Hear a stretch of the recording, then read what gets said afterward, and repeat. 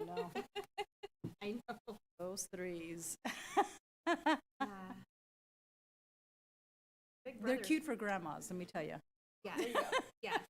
Good. My brother's 14, so it was long enough to get. Anyone else? Yeah. Okay. Center way, right around the corner, I know. It's gonna be a long conversation about.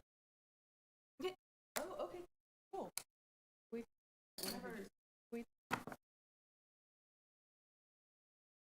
Oh, that's right, we all gotta speak I'm louder, blind. and I am too. Unfortunately. Okay. All right. Call to order the Reclamation District 900 Board meeting, the November 20th meeting. We have 2 members absent as of now, and we'll continue on. We do have a quorum. And we have our general administration agenda item, part 1, 1A, presentations by the public on matters not on the agenda within the jurisdiction of the district. The agency is prohibited by law from discussing not on the agenda brought to them at this time. And Mr. General Manager, or, There are no additional comments. okay, then we go to item 1B, our monthly year-to-date revenue expense. So to date, revenue is 3.58 million. Total expenditures at $590,000. We are currently working on, under the expenditure 6,000, that's considered our capital improvement. I'm working on a more formal capital improvement program with our consultant, so I hope to bring that before the board here in the next month or so.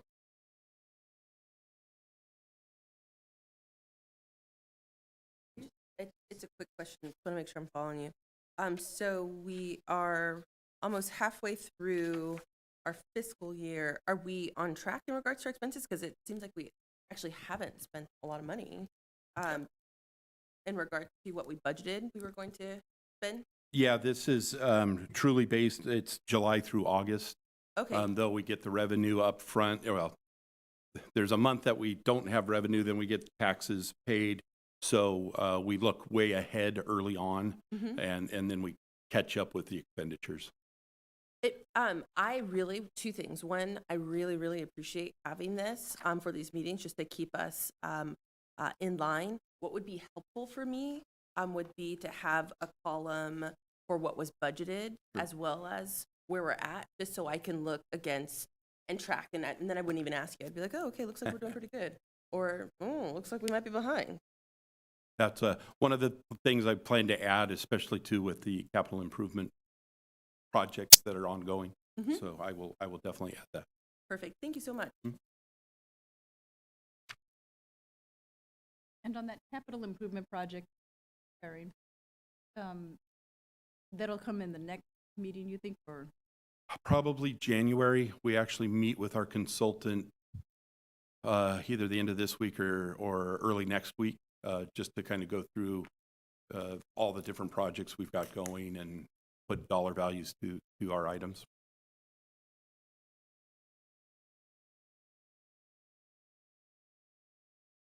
Do we need to make a motion to accept this report? Nope, okay. No, We can not go this. on next to the consent agenda item part 2. Are there any requests for full consent?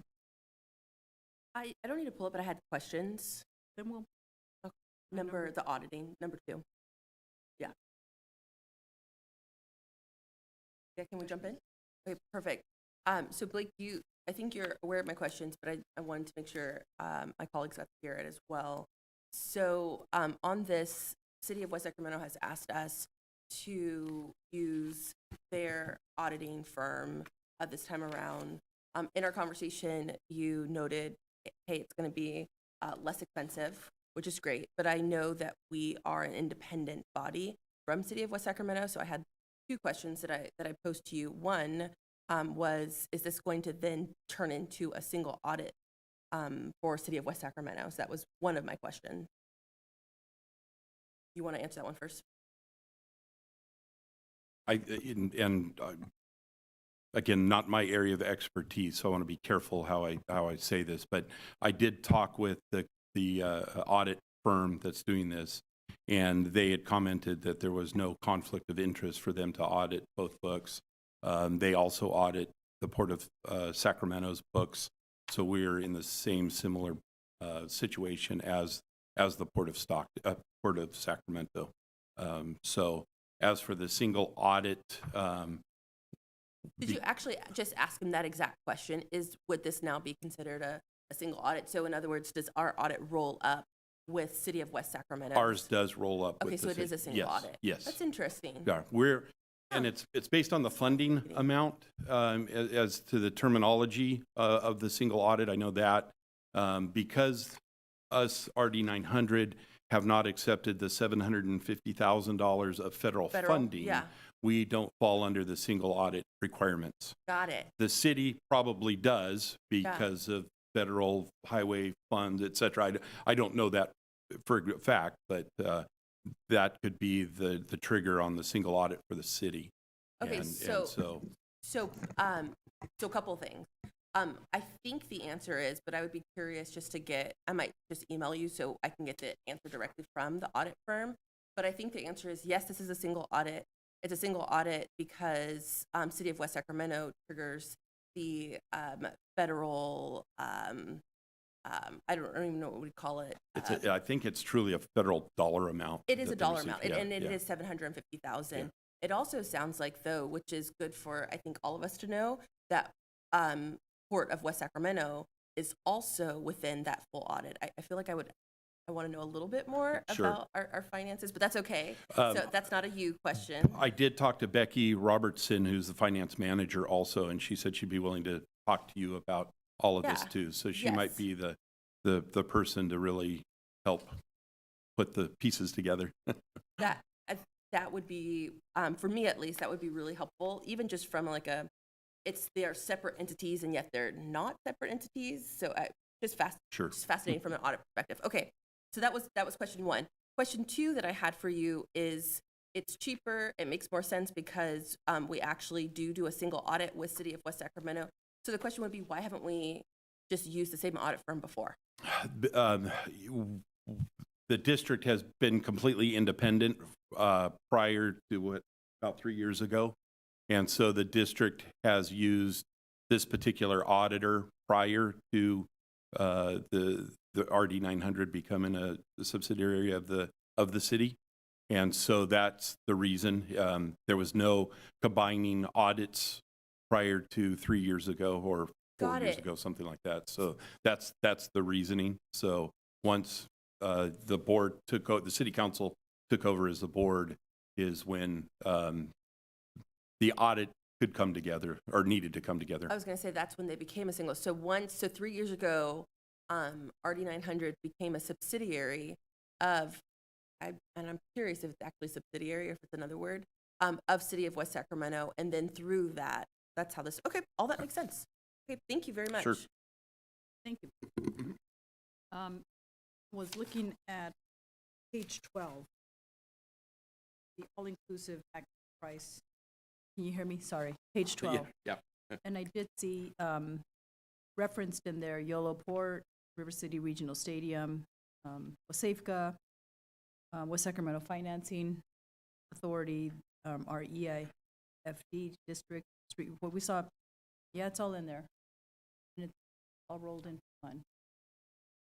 So it makes sense in a way. I would just be curious, for us, since we sit technically separately on all these different boards, how I would just be curious because it's not something I've seen before, but that doesn't mean separation. So this particular item is to accept an agreement, shared agreement with the city of West Sacramento.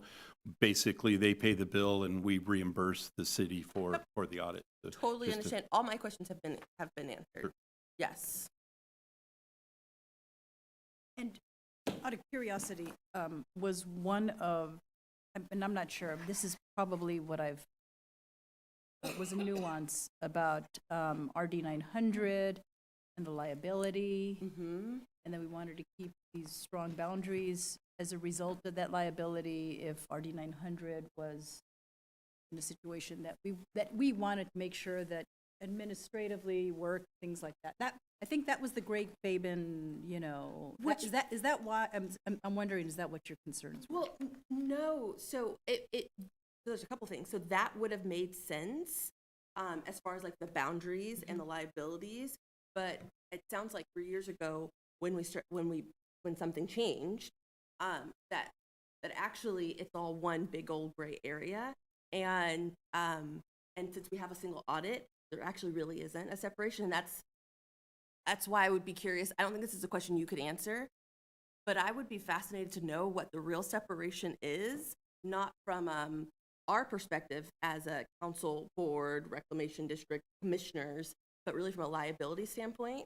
Because if it's a single audit, it's all the same. Mm-hmm.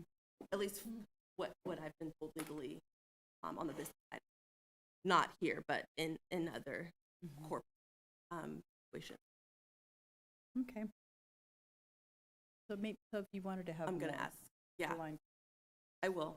And then I will, if it sounds like potentially there's some information that we should bring back to the board, that might be something I would suggest to Blake,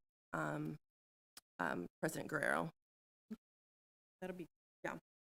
And that's a consent agenda item at this point. There are no other questions among. Ask for a motion to. Early motions. Madam Clerk? Trustee Early move. Trustee Sulpicio Hold. Second. Oh, Mr. General Manager, who calls the roll here? I forgot. I'll do that. Okay. As long as I can hear. Okay. Trustee Sulpicio Hull? Aye.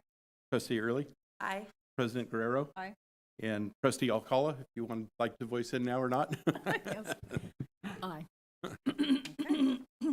Next, we move to our regular agenda item, Part 3, is consideration of purchasing mitigation credits for the Blacker Canal Bank Stabilization Project from Antonio Mountain Ranch Mitigation Bank.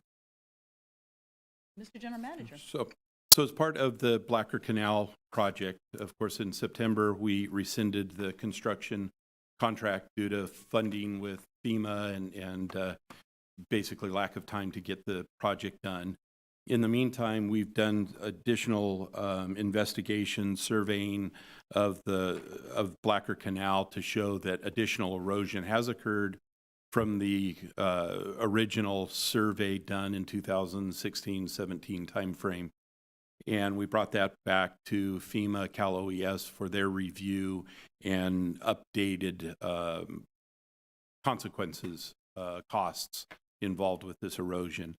And with that additional erosion, Cal OES thinks we have a good shot at a much better benefit cost analysis. Before it had dropped down to roughly 0.3, 0.4 when we need something better than 1. We're well above a 1. I mean, we're between 1 and 2, and that's a good project. And so with this, because of the disturbance that we would create during construction from trees, from habitat, we have to buy into a bank, a mitigation credit bank. Basically, we're buying credits at lands that are deemed acceptable by the Department of Fish and Wildlife to offset the damages that we're doing to the project. So this is this Antonio Bank, Antonio Ranch, as in contract with the Department of Fish and Wildlife to allow entities like us to purchase these credits on their land to use in lieu of us operating and maintaining mitigation lands for this project. So the damage or the impacts are just under an acre, 0.72, and the calculations come out to $306,000 to acquire these mitigation credits for this project. That is what is required under our permit with the Department of Fish and Wildlife to proceed with the construction of the Blacker Canal project. And like we discussed in the September board meeting, this is a high priority project. We need to keep this project moving forward. This type of mitigation credit is not readily available. This was one of the only lands available for us to buy credits at. And if we delay too much longer, the owners of this have other entities looking at buying it. So between us and another entity, they will have sold out, and that will happen this year. So if we choose not to do this, we will lose this land. That means we would have to then either purchase land, or the worst would be to us purchase and then have to operate and maintain it in perpetuity to maintain this credit. So this is our best case scenario. We purchase it from this bank and move forward with the project. Thank you, Mr. General Manager. Are there any questions? Yeah, among the I have a trustees? quick question. Thank you. Because these mitigation credits are difficult to come by, are we paying more than we might? Like, More I'm than thinking of, like, the likely- equivalent of an Supply and appraisal. demand. More than likely, yes. Okay. That's been a problem with a lot of the construction projects and the impacts on them. The lands are getting smaller and smaller to acquire credits, and there's opportunities for folks to go out and purchase more land and put this into grants or I'm using the wrong word, but for credits for future projects. It's just not moving fast enough. And so with all of the projects moving forward in California, these credits get bought up quite quickly. And then either we have to wait for additional lands to open up, or we have to create it ourselves. Trustee Early. So I might be conflating, because we sit on a lot of. Oh, you'll have it. My Oh, God. I know, as I was thinking of that. Well, yeah. and I'm thinking actually of the Port Commission in our land. And so and that's why I'm saying I might be conflating here. Are, in the same way we buy up these credits, are we able to, could we do that with our Port Commission land? Talk about their perpetuity. Yeah, so any of the credits we purchase goes to these land banks, and they maintain it in perpetuity with their contracts with Fish and Wildlife, the state or the feds. And so these, Are they doing that? with the- So we sold the land. For selling it. We're selling the But land we're not to- selling all of it. Even if we sold it there, we just got done saying. it also It's all has one to big be pot. land that meets the criteria that Fish and Game puts on us, whether it's a waterway, riparian area. So it has to meet the requirements of Fish and Wildlife. So in this case, we're riparian and waterways, and this particular land ranch has that available. Port of Sacramento or would. We don't have any land like that? I don't know.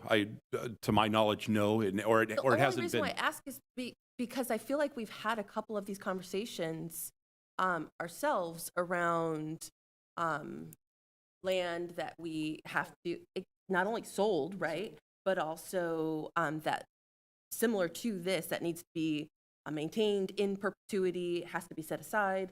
I feel like we've had all of these conversations, but on the port side of things. And so I'm just reflecting back. Sure. I think you'd have to, the port or the land, whoever owns it now would have to go to Fish and Wildlife. And that's a long drawn out process to get approved by Fish and Wildlife for that land to be accredited for some impact, whatever that Okay. impact might be. You would have land available that meets the needs of somebody, but you've got to get approval through Fish and Wildlife. And the contracts in here show the chain of acceptability. Got it. So This is very helpful. Thank you. mhm. I would like to add that if there is the possibility of any port land, because we have a lot of patches of port land, in the future, not for this, because we have to get this now, and move the Black Canal project moving. So, in the future, maybe you can suggest that the trustees were interested in such. I don't know if there's a downside to like handing this over for somebody else to come in and take responsible, like we're gonna Well, be we're now. definitely not going to charge you. Like, do you know what I mean? To your point, we're not going to upsell to this extent. At least I don't think we would to ourselves. I think I don't know. you have to look at the overall long-term These are all impact formulas and budgets. things that Yep. True, somebody true. comes up with. I mean, let's put it this way, Mountain Ranch is doing good in this deal. They're ahead of the game, and they get This to could call. also potentially be another revenue stream, though, for If that's our choice among the port commissioners, yeah, Mhm. we decide. Yes. that's what we'd Yeah. like I to know do, that's a be in the different group. business of banking property. Money's money. And if there, yes, Councilman, sorry, Trustee Alcala. Like, the mitigation on the 55, what trees are being removed? They're non-native trees along the bank, and that's what's caused some of the problem. We've just got a lot of, some fruit trees, some native trees, but a lot of non-native trees that were either planted by land homeowners or birds and whatnot have dropped seeds out there over the years. And yeah, trees have just grown. And anytime you're in the water, they hit you for mitigation of impacts in the water. So that's what's all encompassing in this one. And just real quick, just clarification, the Blacker Ditch, can you just give me a location for it? It's it's west of Jefferson at Linden. So it runs from basically Jefferson Boulevard to our main canal, about 3,000 feet long. Starts at real close to Lanisa's Cafe and then runs to the west towards the main canal. Okay, thank you.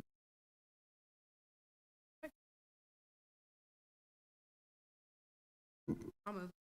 Really second. Pizio moved and the early seconded. Mr. General Manager, please call the roll. Trustee Alcala? Aye.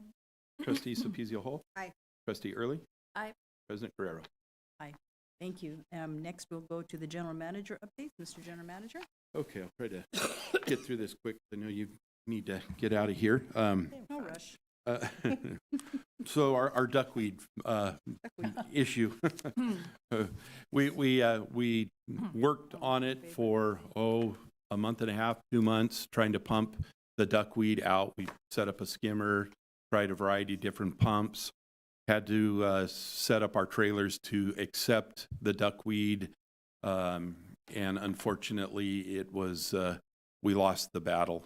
We between the heat, the sun, the propagation of duckweed, we just could not keep up with it at all. We talked to a contractor that does this quite regularly, and they mechanically remove it. They bring out conveyor belts and basically draw it out. And their idea would be to spread it out around the perimeter of the pond, let it dry out, and then it would be the district's responsibility to haul it out of there. That it was about a $30,000 job for a contractor to do, and the rotting of the duckweed would be pretty nasty in that location because we'd have to let it dry out and to get it out of there.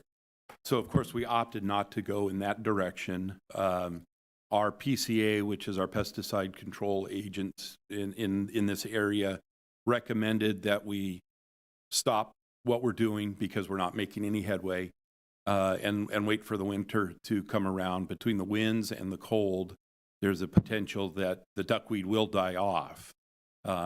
If it doesn't, then we can treat it with chemicals and help it die off before spring hits and it starts to propagate real quickly. So that's been the real recommendation is, unfortunately, we're going to have to treat this with chemicals. There's no way else. Even if we chemically or mechanically remove it, conveyor belts, we're not going to get it all. And in the summertime, this stuff grows so quickly that we won't be able to remove it. I did talk to the city because they fight duckweed also in some of the lakes around. They have aerators in the ponds, so they're fountains. That helps. This is a stormwater pond. There was never anything set up, but they treat all of their ponds with this same chemical to kill off the duckweed. So that's, I think, the direction that we're going, unless the board directs us to do something different with this one, so.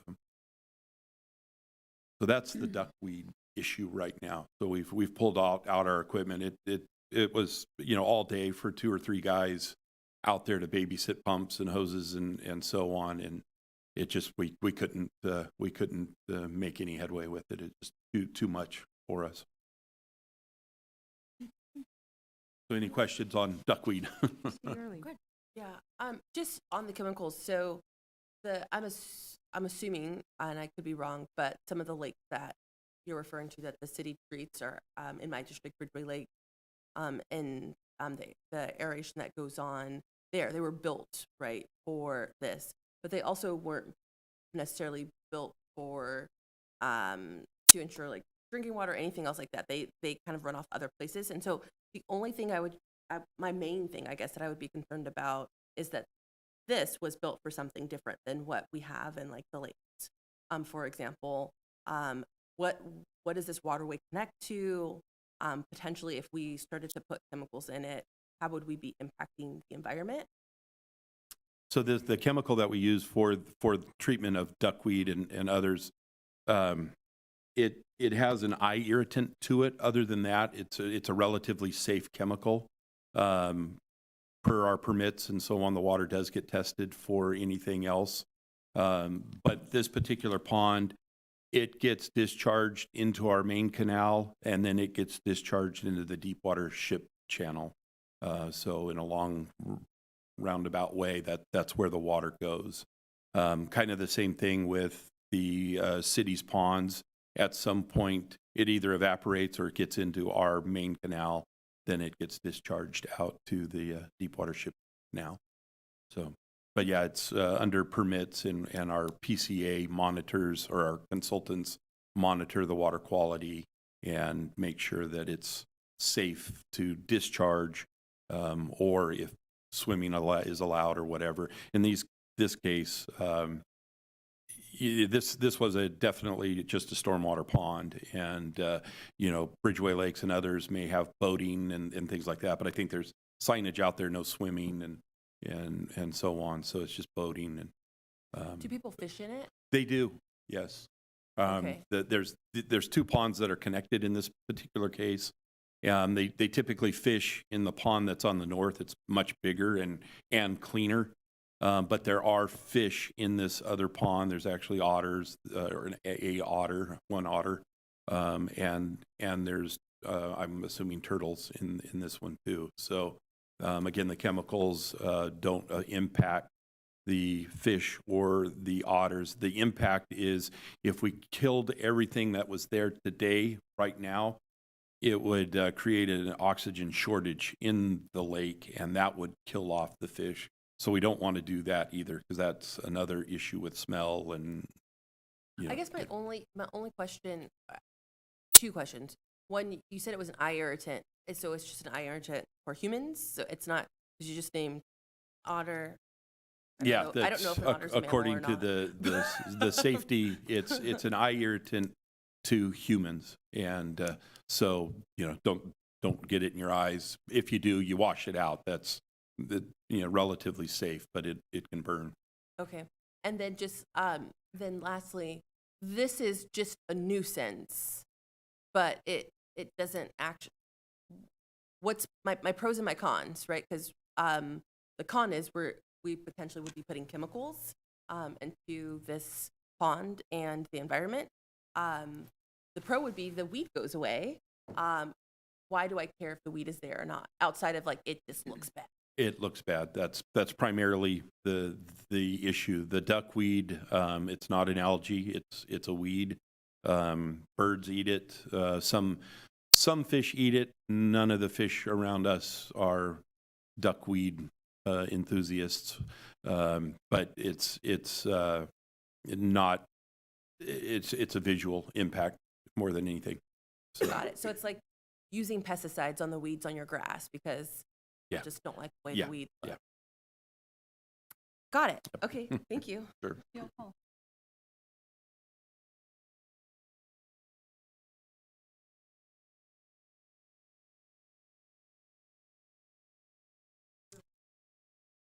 Yeah, there's two fish that eat this koi, eat it, and those are pricey. And of course, I don't know how well they would live in this water because it's murky. And then there is a carp or catfish, one of the two, and I forget, and it's illegal in California. So not going to look into that option. But yeah, those were the only two fish that will eat duckweed. Yes. Okay, so not a question, but more of a comment. The duckweed conversation. Literally, my street talks about this all the time, and one of our neighbors goes down to the pond and talks to the crew about duckweed. And so I appreciate the informational flyer, giving us the tools that we need to communicate with neighbors and residents about what's going on there makes a big difference, because I just think the lack of information about what's happening there has been just confusing for folks. So thank you for taking the time to put the flyer together and start educating folks about what's the duckweeds and oak. Yeah, like Verna was saying, that we put out flyers out around the pond in a couple of locations just to let people know that's what this is. It's not an algae. It's a little weed, and this is what it's good for, and so on. So I have not received any more phone calls after that, and though I've gotten a lot of emails and phone calls on it, I think they saw us out there fighting a battle that we lost. So I guess I just have the question because I have to admit, I did not have the privilege of getting questions or concerns about it. But I will also admit that I drove by, right? Like, oh God, what is that? And so this conversation was helpful. I have to admit, I hesitate to dump chemicals anywhere for something that is just aesthetics. And so that's where I would just share that. So from that was my a concern perspective. of mine too, with and being so close to homes there. But this is the same chemical that's used to treat Bridgeway Lake with all the houses there. Yep. And I don't know if there are any concerns there. So that was the only thing that made me feel a little bit more comfortable that it's No, been but used in I other also don't think we areas. have like otters or any, I don't think we have the same kind of wildlife, just quite frankly, in our lakes. I'm actually positive we don't. Probably because of all the fans and everything that are underneath, right? Like it's a fountain. It's just, it's different than a natural pond. So yeah, go One for of the comments the city made, the Parks Department, they do have the aeration out there, but they fail quite regularly. And so again, back to the chemicals. Chemicals treat it and do a good job, where again the aeration fails and they have to fix it, and to get into the water to fix it is a little more difficult. So yeah, unfortunately, it's the chemicals. And I don't know, as for fishing, I can't say I've ever seen anybody fish in Bridgeway Lakes, but I see a couple I'm every guessing now and people then. do. Yeah. So there's going to be fish in every pond around. Just fish get in, either people dumping fish, birds dropping fish. We're going to have fish in water. Yeah, I mean, I have a canal across the street from me, and also have the privilege to, walk by the lake. Every now and then I'll see folks fishing there. I regularly, right, see folks fishing along the canal. So that's just, that's a hard one for me. I want it to look pretty too. So everyone likes pretty things. This is the first year we've experienced duckweed in this particular pond, so it kind of tripped us up. We've never had it, and all of a sudden now it's gotten so thick, so we weren't prepared for it. So this coming spring we'll be prepared for it. But like I said, we'll see what the winter brings us, and we just don't know yet. I'd mentioned Blacker Canal. We're working through the benefit cost analysis with Cal OES, and then it will get resubmitted to FEMA. So we've got our fingers crossed that we can get that back up, get the money back engaged to the district. The FEMA has extended the contract out. That was the other good thing we news. were up against. We had to have work done all by June of 2025, and that's what drove a lot of the construction costs. So now they've extended it out to 2027. Wow. So again, if we are eligible for the funding, we could get the funding. We've got time to build this, and so costs should come down. So We're still working with FEMA, Cal OES on it, so it's not a done deal, but we're getting closer on the funding, so. Great. Go ahead. So our federal government looks a little bit different and will look a little bit different over the next 4 years. Is there any concern that by 2027, these dollars might go away? I think because they've already been obligated, Okay. that we're safe. If, that's kind of what I look at too. There's been, California's a different country. So, but I think the funding has been obligated for a lot of these projects. So I would say it's safe money as long as we could get our benefit cost analysis up. And, obligated, allocated, there's not a world in which they would take it away? I think the only way that it gets taken away is if we don't meet from my standpoint, if we don't meet the benefit cost analysis, but I just know it's a different world. Yeah, Can I please. just Mhm, please. add a little more to that? Only because I've been hearing that under our emergency declarations, that's FEMA, that's pathways, that I do find in the reconciliation that would have happened in September or December, now going to be held over till March. We Yeah. have a new House Senate, Mhm. looks a little different, California, where we will be the focus of. Agreed. That's all. I mean, not to take away from what you've said, Blake, this could be a completely separate matter and line item.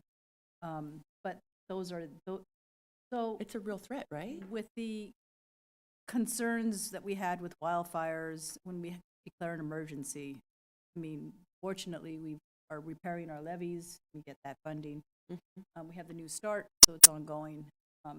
We just don't know until we really see it in pen and paper.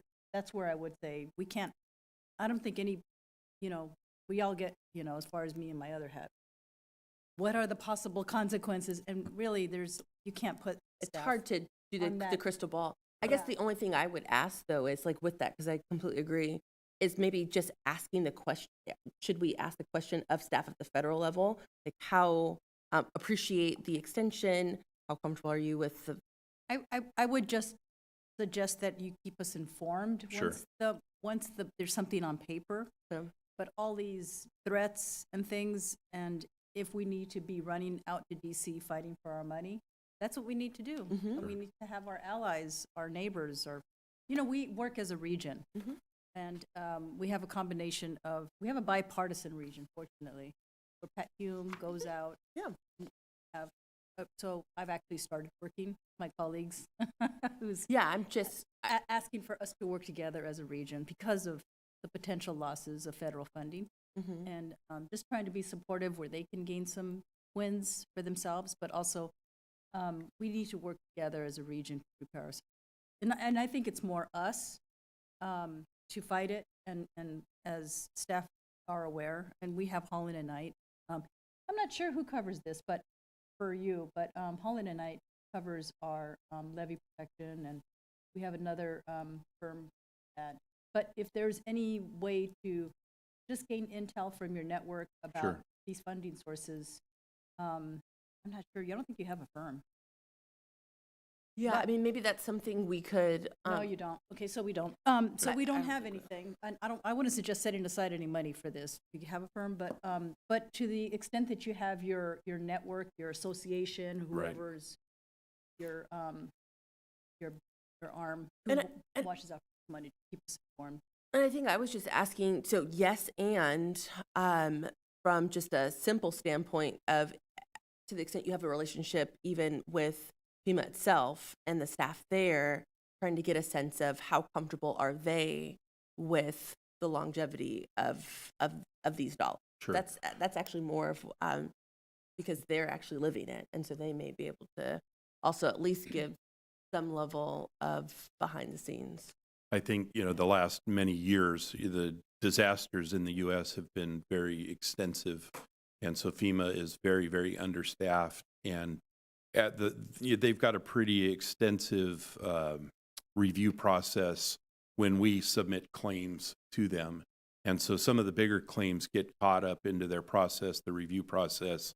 and it takes FEMA quite some time. And the project manager that I've been working with FEMA on several different projects, primarily the disasters of 23, this particular group that does the reviews are so understaffed right now that projects are just piling up, from California to Florida to, just everywhere in the United States. And the project managers are getting shifted all over from, again, California to Maine to South Carolina. So continuity has shifted a bit. And so you get different people involved at different times. And so that's what I'm seeing. It will happen. It's just taking a lot longer than what FEMA had hoped or what we would hope for. So that's what I know from the process. So that's helpful, and I appreciate not wanting to set aside dollars for something like this. I am also curious, though, since we have our own firm, if this would be maybe like a tiny lift for them compared to, because it would be one small issue, really still representing the cities that they already, and so maybe there's some cost savings that could come there. I think what we did when we went back to Cap is I think this was an item that we talked about asking for. I remember a request for FEMA, but I don't remember specifically what for. And including that as part of the discussion, that's where they can become helpful in helping us navigate who we go to. Yeah. And helping us package the request. As far as the bigger picture, I think when you're looking at funding cuts, that's where associations, and I don't know if you're a part of an association, but and if not, let us know. Maybe Sure. that's where we invest our money for your participation. Yeah, Professional development. we're part of several different associations to kind of keep track of what's going on. Yeah, so if there's an association fee, so you can start gathering that for the next 4 years, Coalition. build, for you to build relationships Sure. and gather intel relates to specifically RD 900. I will say that, the Ramases have been very helpful in the past on tracking these things as well. Since they're on another RD that they can help contribute building, that intelligence. And, they may have some friends.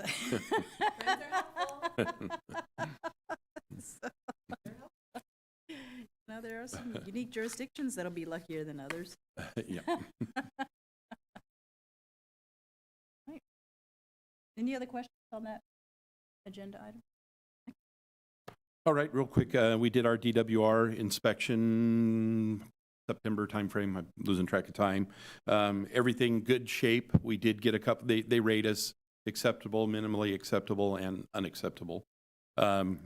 Couple of areas of unacceptable were the 537 sections that we took over, some rodent issues that we're trying to take care of, and we still have some issues with encroachments. There's a facility on the water side of the levee right south of the Sacramento Weir, and West Safeco is actually working on that as we speak to get access for drilling and geotechnical evaluations. But that facility has been there for quite some time, and it, to our knowledge, did not have a state permit to be there, though we think it was a state and federal facility years ago. It's privately held at this point, and so we get an unacceptable rating on that. It's more unacceptable. The state just keeps track of it, and it's on our list of things to take care of as we move forward. And they don't ding us for anything at this point, but it's just on record that we need to try to make something happen with it. So we are following West Safeco's lead on that one at this point. The other unacceptable areas were the Deepwater Ship Channel, where we had the slip outs in January of 23. I'll jump into that project next. The Army Corps and the state had completed their design, had construction contractors out fixing all of the levees that needed repair throughout the area. And unfortunately, we got hung up with PG&E not relocating utilities. And so the Corps could not fix it this past fall, and we'll have to come back in the spring, summertime next year to do the repairs. So the state has, and the Army Corps have been great to get this done as quickly as possible, but they could not move without getting PG&E to relocate their utility poles. So so in the spring, PG&E did relocate the utility poles last week. So it's done. Army Corps is ready, or it's ready to be reconstructed. It's just too late in the winter, and their construction contracts have expired. So we'll have to wait until next spring. So fortunately, in this area, the levee embankment is 200 to 300 feet wide. So from a levee failure standpoint, it's definitely not an issue. So the slip outs are about 100 feet wide, and we've tarped those, and we'll probably tarp them again this winter just to protect them from additional erosion. I find it unconscionable that, you know, a utility company that's supposed to be, you know, we are working with, we pay rates to maintain things, but also to be a partner in making sure that we can protect our own city, who is non-responsive. And, you know, it's just, I am so angry. Yeah, this Listening one to is, it took them Oh, a it's day and so a half frustrating. to relocate these poles and rewire the whole power system. And it's taken them a year to get to this point. And, you know, the Army Corps has had designs out, got construction contractors all ready to go within months. And, you know, Army Corps never moves that fast, and we're ready to go. And unfortunately, PG&E just couldn't do it. So, I mean, I'm ready to issue a press release, just blasting yeah, out on this this. this one is was terrible. a little. And Trustee Alcala.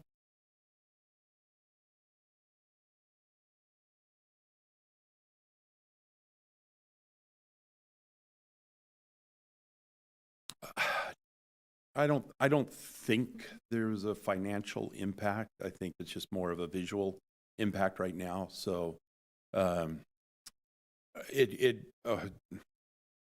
could cost the Army Corps additional because they had the contractor available and ready to go, and now they have to get a separate contract.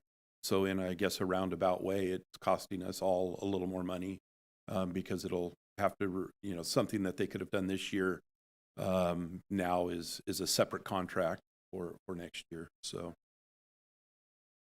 yeah, I'm assuming the Army Corps will take care of all of this. So because our levees are in good shape, we fall under the PL 8499 program, Public Law 84, which basically the Army Corps comes and repairs damaged levees in the event of these catastrophes.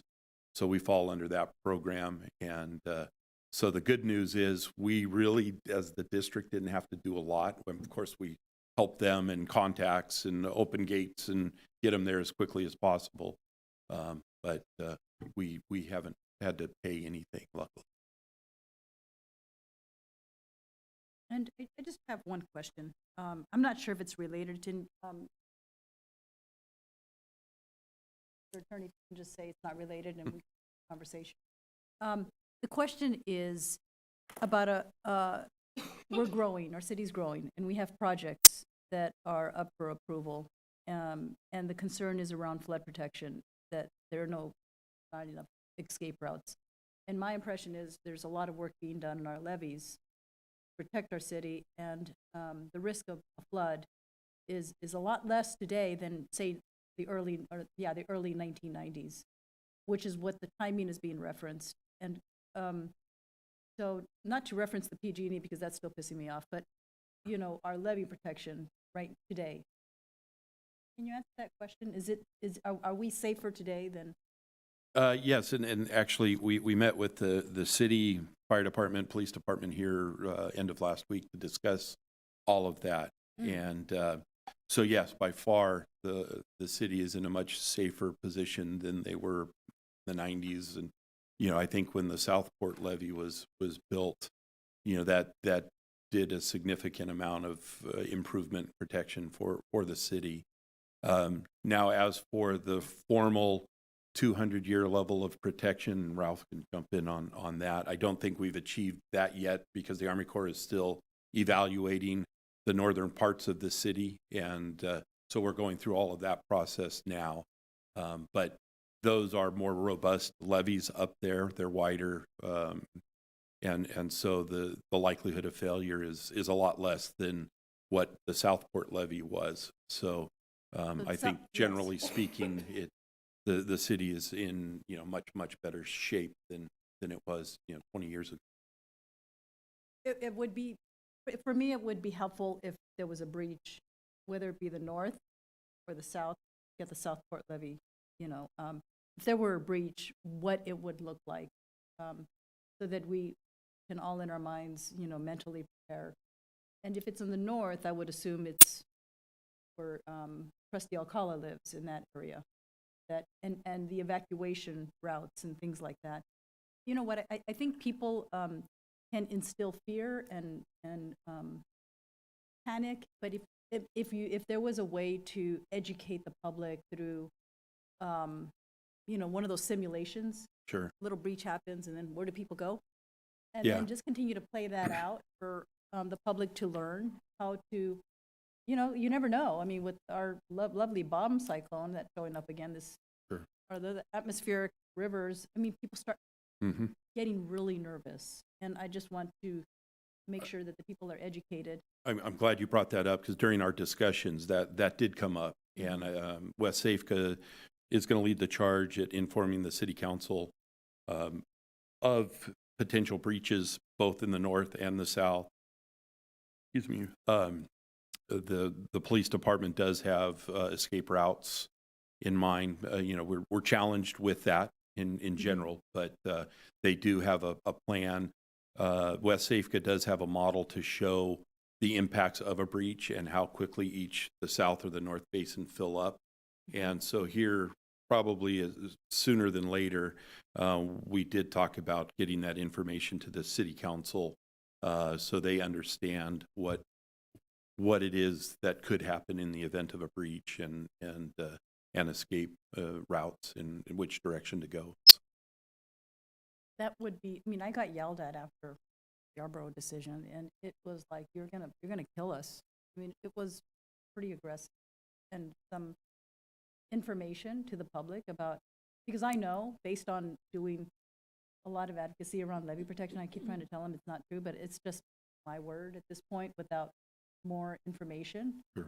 It's really challenging for us to explain. Yeah, no, Trustee in 23 with as much water as we received, everybody got phone calls and, there were a lot of late nights and press releases and so on just with that. And, nowhere did the water get close to even impacting the levees. And Right. so, but it's, I think It's- that's it's the the fear. part. It's the fear, Yeah. but Mhm. you're exactly right. In 23, we were talking to the emergency folks, and we were being constantly briefed, and it wasn't even close. Yeah. No, it wasn't. Trustee Alcala.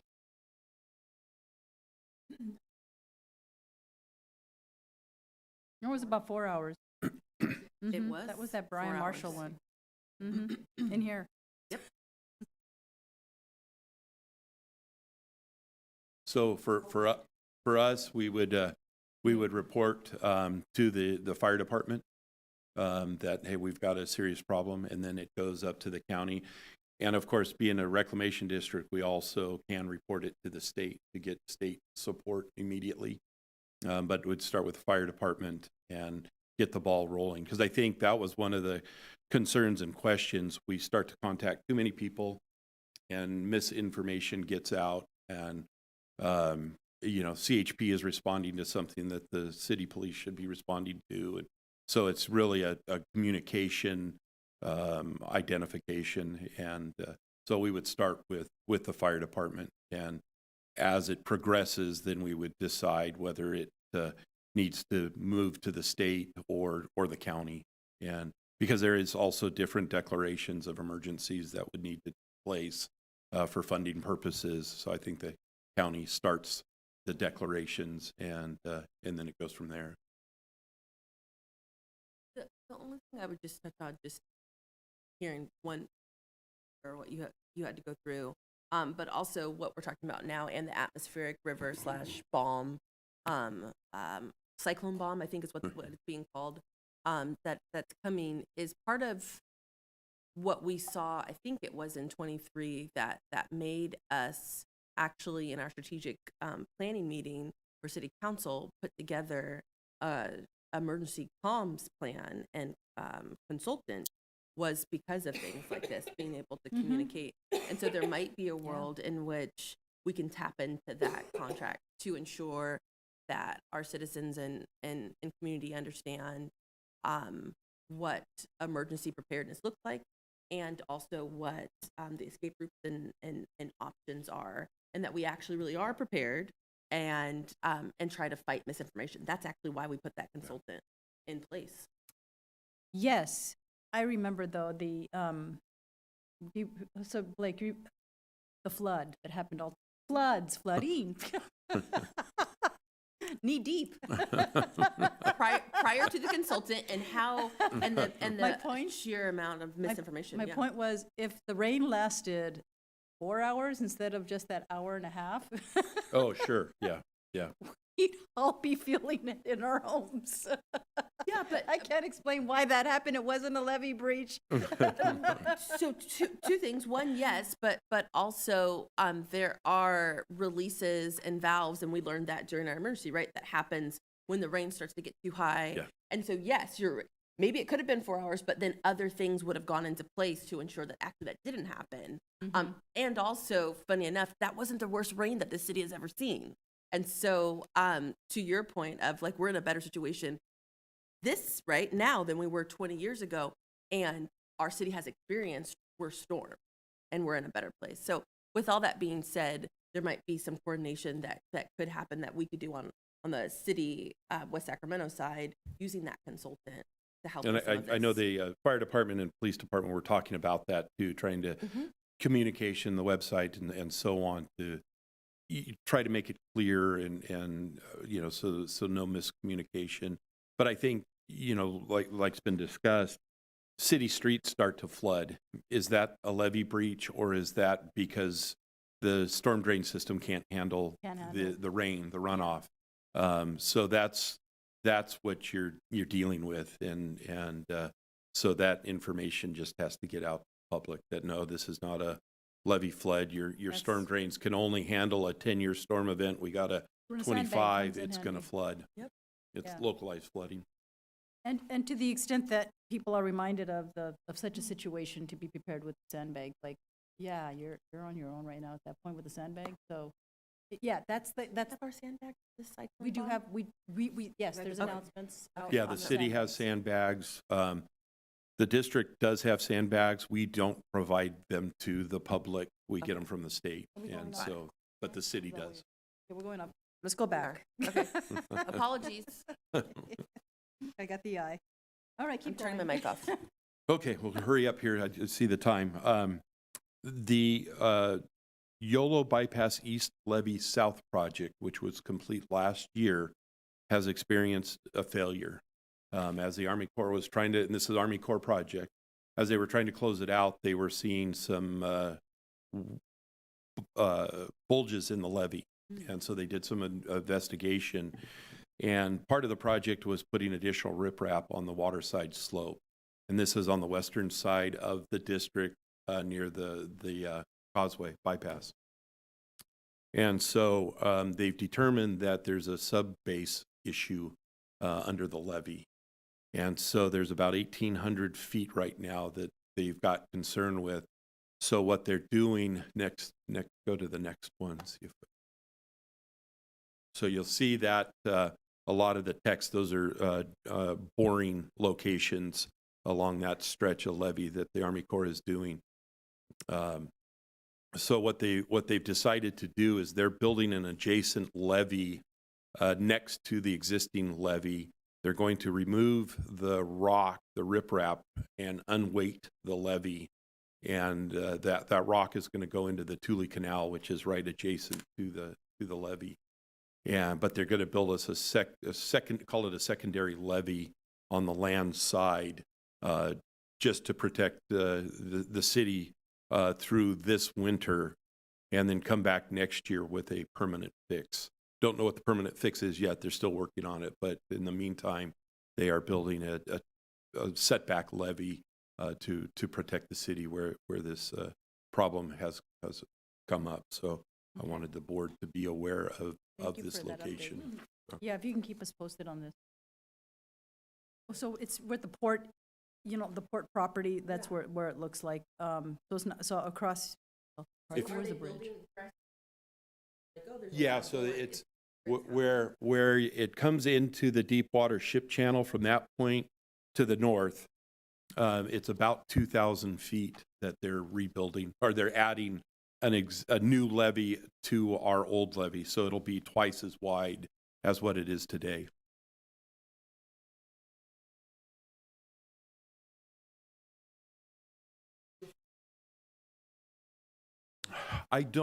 Since it's an Army Corps project, I don't know how that communication goes out through West Safeco. I'll have to find that out. I'm not sure how they report it out, as public outreach. So We have a Safeco meeting tomorrow morning, and I will ask that question. yeah, and report back. it's a good question. Can you, just because, what I just heard is they're putting it in as a safeguard because what's there isn't going to protect. And this is just going to be a temporary fix during winter. All those things raise my blood pressure. So, yeah, no, Thank I you. wanted to bring this up to the board because this is something relatively new. The Army Corps, again, has been rushing to get this done, and so they're moving pretty quick. They've got the contractor that built the original project is back out there. Nothing the contractor did caused this. It was just who knows what caused it. It's just the weight of that's been used as a haul route, and then the weight of the new riprap we're assuming is what caused this problem. And so, yep. Thank you so much. And that ends my report. All right. Are there any trustee comments? Okay, I'll accept a motion to adjourn. early moves. Mr. General Manager, trustee Early moved and trustee Zioho seconded. Please call the roll. Trustee Alcala? Trustee Sufisio Hall? Aye. Trustee Early? Aye. President Guerrero? Aye, we are adjourned. And I do need to get the signatures, so. All right. Oh, From all of us? All of us or just the president?